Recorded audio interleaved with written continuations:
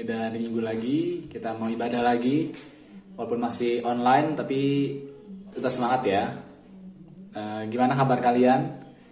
Kau harap kalian bisa sehat selalu juga, bisa terus semangat juga belajarnya. Dan tetap jangan lupa untuk baca Alkitab, untuk doa pagi, doa sebelum makan, dan doa malam ya. Nah, sebelum kita mau dengar sharing firman Tuhan, kita mau nyanyi satu lagu dulu ya. Sungguh-sungguh tutup mata kalian, lipat tangan kalian, kita menyanyikan lagu yang terutama. Yang terutama di dalam hidup ini, meninggikan nama Yesus. Adik-adik, kita nyanyi lagunya. Yang terutama di dalam hidup ini, memuliakan namanya. Haleluya, haleluya. Saya mencinta Yesus. Haleluya, haleluya. Saya mau cinta Yesus. Adik-adik, kita sungguh-sungguh, kita siapin hati kita, kita tutup mata kita lipat tangan kita. Yang terutama di dalam hidup ini, meninggikan nama Yesus. Yang terutama di dalam hidup ini, memuliakan namanya. Haleluya, haleluya. Saya mau cinta Yesus. Haleluya, haleluya. Saya mau cinta Yesus. Kita bilang haleluya, haleluya, haleluya. Saya mau cinta Yesus. Haleluya, haleluya. Saya mau cinta Yesus. Saya mau cinta Yesus. Sekali lagi, saya mau cinta Yesus. Saya mau cinta Yesus.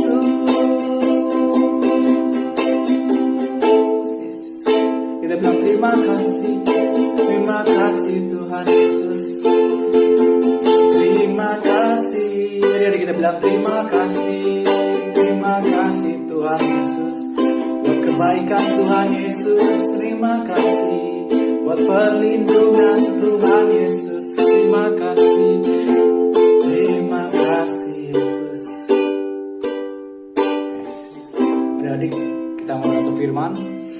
Bapak, terima kasih Tuhan untuk kesempatan lagi Tuhan Yesus, kayak bisa berkumpul, bisa bertemu lewat YouTube Tuhan Yesus. Kayak percaya Tuhan Yesus, kalau kami nonton YouTube hari ini, kami ikut ibadah hari ini, bukan suatu kebetulan Tuhan. Ada satu pesan-Mu, ada satu firman yang Kau sampaikan dalam hidup kami Tuhan, adik-adik yang mendengarkan, dan mungkin juga telinga kami agar kami bisa mendengarkan dengan baik, dan kami bisa menaruh dalam hati kami, dan kami bisa melakukan firman itu dalam kehidupan kami hari demi hari Tuhan Yesus. Kami siap untuk mendengar sharing dari-Mu.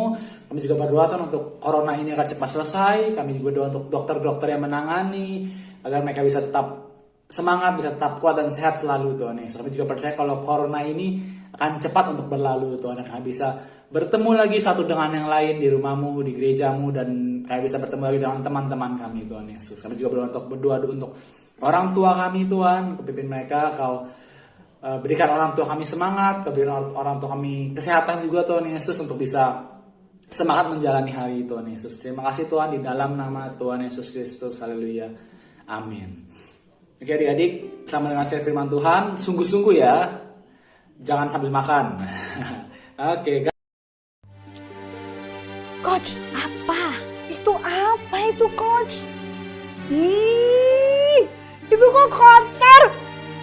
Bau lagi, geli banget. Betul sekali, ini adalah pakaian yang kotor dan menjijikan dan sulit untuk dibersihkan atau apalagi dibuat menjadi seperti baru.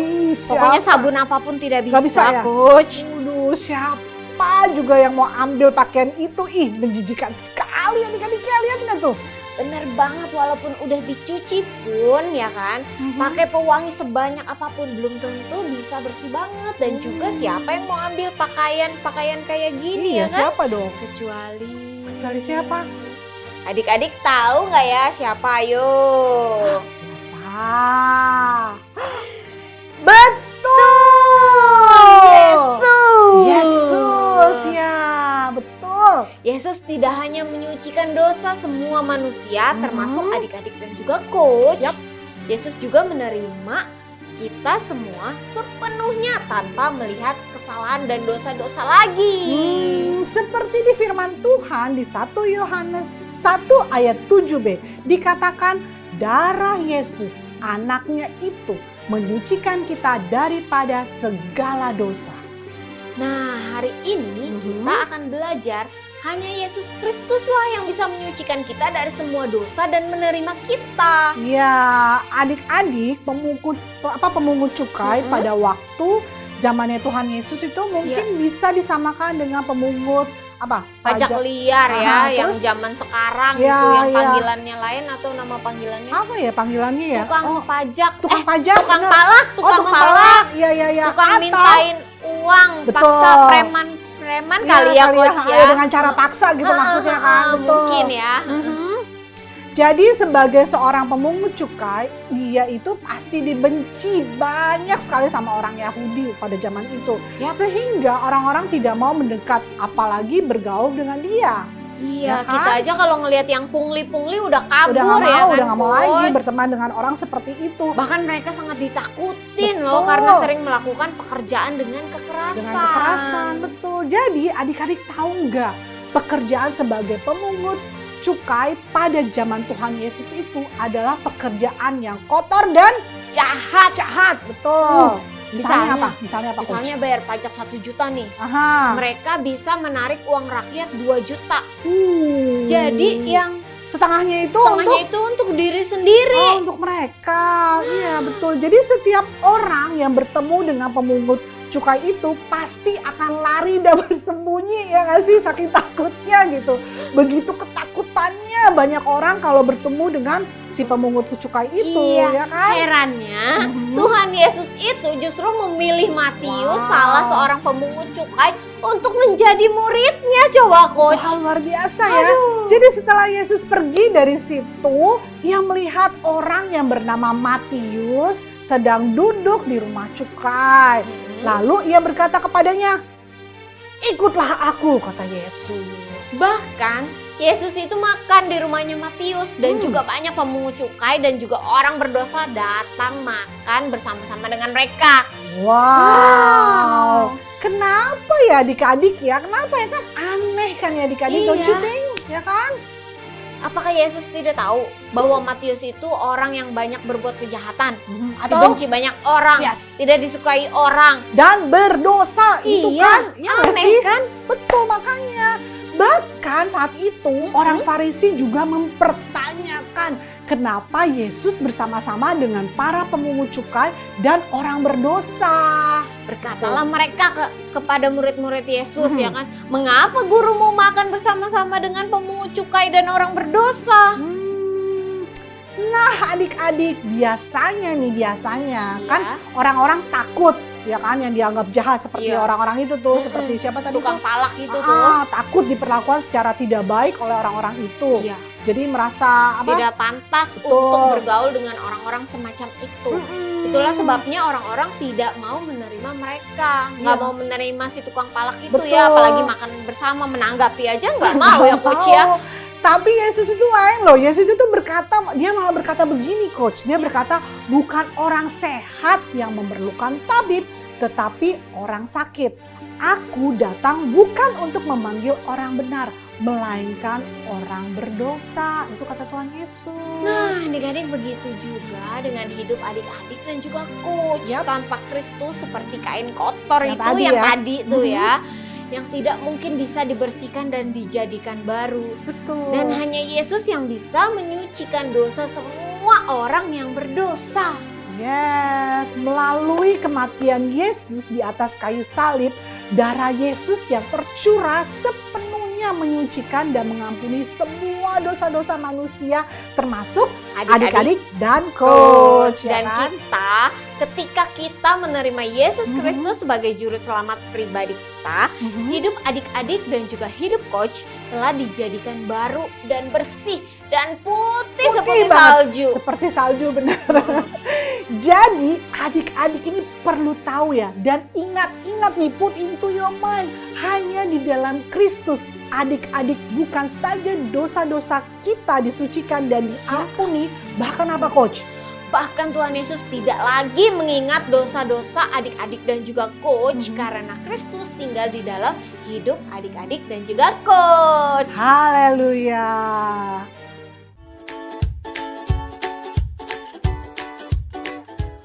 Nah, adik-adik, Coach akan menunjukkan firman Tuhan yang tadi disampaikan oleh Coach Kerry dan Coach Noni melalui object lesson.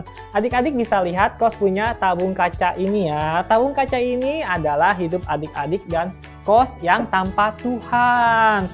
Nah, tentunya penuh dengan dosa. Nah, apapun bentuknya. Dosa. Ada segi panjang, besar ukurannya ya. Ada yang kecil, ada yang sedang, ada yang besar ukurannya. Nah, itu semua dosa. Sampai yang terkecil pun kecil. Nah, tetap dosa. Nah, jadi hidup kita penuh dengan dosa. Inilah hidup kita yang tanpa Tuhan, hidup berdosa tanpa Tuhan. Sehingga apapun yang dilakukan, apapun tindakannya pasti berdosa. Dan tidak ada apapun dan siapapun yang dapat menghapus dan menyucikan dosa-dosa manusia ini. Baik dengan kekuatan diri sendiri maupun perbuatan baik manusia ini. Jadi kita semua nih, adik-adik dan coach adalah manusia yang berdosa. Memerlukan siapa adik-adik? Memerlukan Tuhan Yesus untuk menghapus dan menyucikan dosa-dosa ini. Dan hanya dengan darah Yesuslah ya yang dapat melakukannya.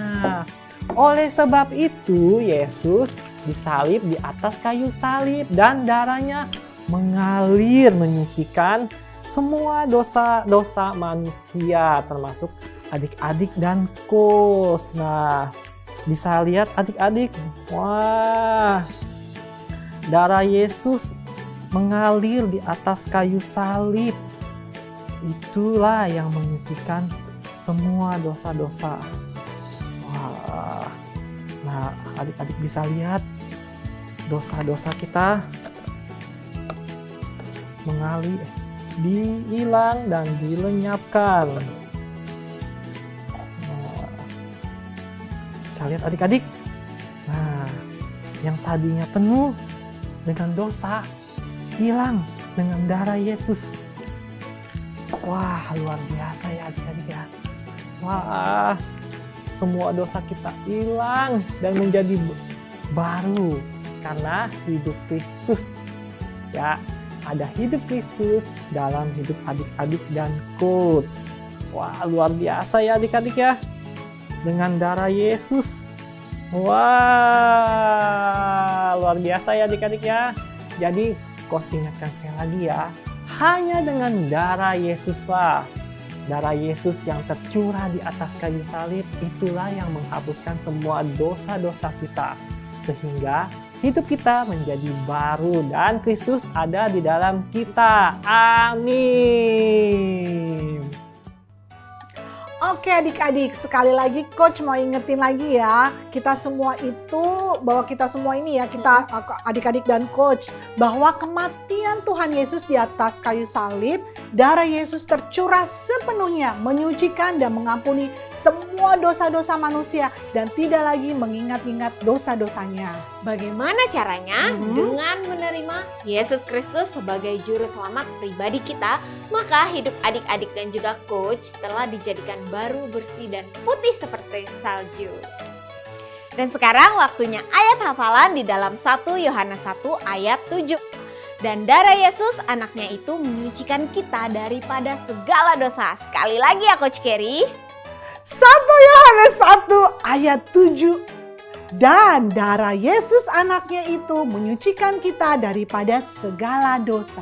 Luar biasa nih Coach. Ya, wow, nggak kerasa lagi nih Coach, ya kan? Oke adik-adik, sebelum kita tutup, bagi adik-adik kita akan berdoa penutup nih. Iya. Tapi ini kali agak berbeda Coach Noni. Ya, bedanya di mana nih Coach? Ya, jika adik-adik belum pernah menerima Yesus sebagai juru selamat pribadi adik-adik, ikutin Coach akan berdoa bersama-sama ya. Oke, kita berdoa ya Coach. Ya. Lipat tangan adik-adik dan tutup mata dan ikuti perkataan Coach Kerry ya. Tuhan Yesus, terima kasih untuk pengorbananmu di atas kayu salib. Saya percaya Engkau mati, bangkit untuk menanggung semua dosa-dosa saya dan menebus hidup saya. Saya mau menerima Engkau sebagai juru selamat saya. Terima kasih Tuhan untuk hari ini. Kami terus diingatkan bahwa Engkau telah menyucikan dosa-dosa kami dan kami sudah menjadi baru. Hidupmu adalah hidup kami. Amin. Amin. Ya, selesai nih Coach. Iya, ya udah selesai. Tapi kita Jangan tidak lupa. lupa di Betul. minggu depan kita akan bertemu lagi, Ya. ya kan? Oke. Sampai jumpa adik-adik di minggu depan. Bye. Bye. God bless you.